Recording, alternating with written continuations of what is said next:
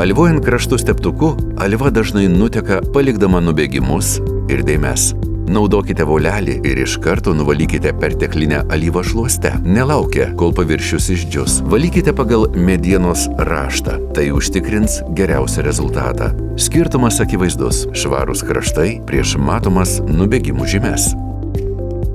Kodėl nereikėtų alyvuoti varžtų? Alyvuoti varžtai palieka dėmes, kurios lieka matomos paviršiuje. Geriau varžtų visiškai nealyvuoti. Taip paviršius atrodo švariau ir vientisiau. O kad rezultatas būtų dar geresnis, Degmeda siūlo spalviškai priderintus varžtus degintai medienai. Kaip taisyti mechaninius pažeidimus kaip profesionalui? Užtepus alyvos ant įbrėžimų dažnai lieka matomos dėmės.